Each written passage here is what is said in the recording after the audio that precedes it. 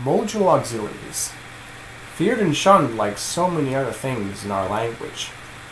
You see, in the English world today, we raise our children all the way into adulthood without them ever having even heard the term module auxiliary. Yet module auxiliaries are central to our language, central to the very framework of our verbal system, yet people haven't even heard the term.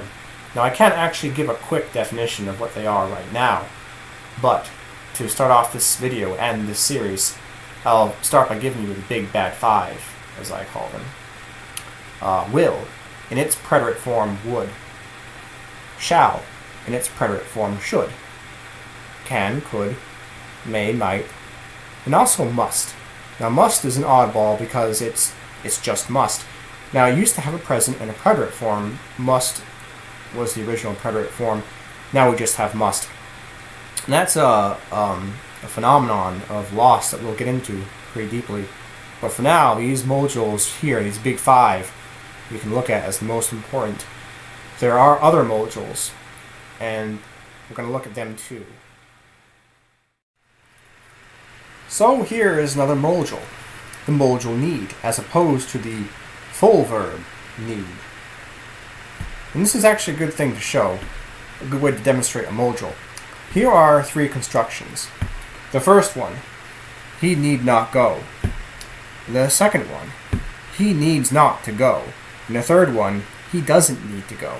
Now, the third one is the most common, most modern construction. You'll notice that the second one is needs with that S ending.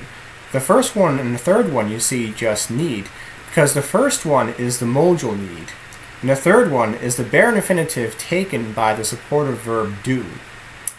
Now you'll also see the to infinitive here, to go. The first one you'll see the bare infinitive, go. So, what is a bare infinitive and what is a to infinitive? I'm not going to get too involved in the difference between a bare infinitive and a to infinitive right now.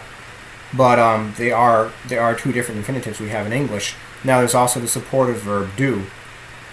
Now, the thing is, a module is going to take a bare infinitive.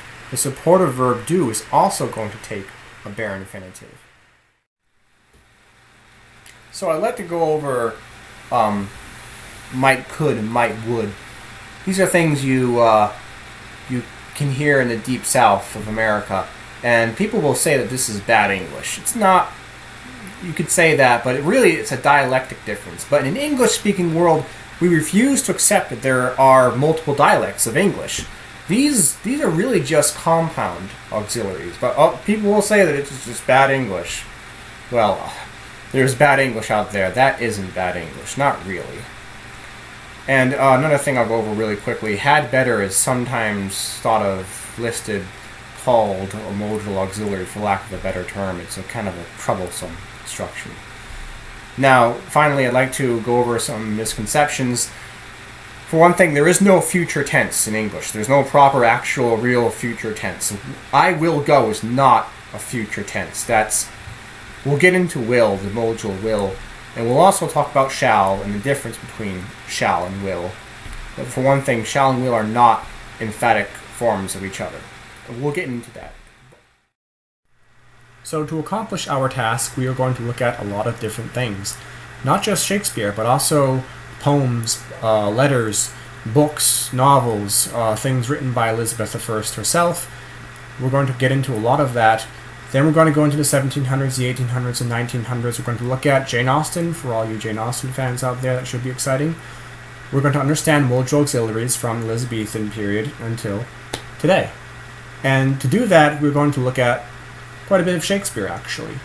Shakespeare is fun to look at, a great playwright, and it's going to be cool to be able to understand things, lots of lines, what Romeo meant when he said, "Would I were sleep on peace, so sweet to rest," and what Shakespeare meant when he had Juliet say, "I should kill thee with much cherishing." It's going to be great to understand all of that. Now, we are also going to look at the subjunctive mood.